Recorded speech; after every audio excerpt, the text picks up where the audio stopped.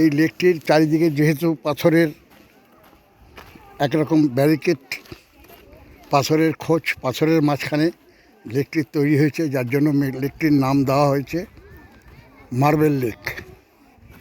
কেন? চারিদিকে পাথরের পাহাড়, চারিদিকে পাথরের পাহাড়, যার জন্য এই লেকটির নামকরণ করেছে মার্বেল লেক। বহু লোক ফটো তুলছে।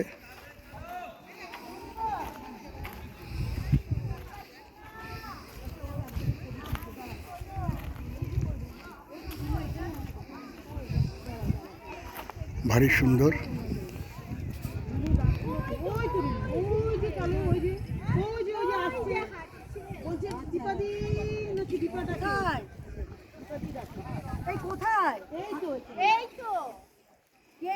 খুব সুন্দর।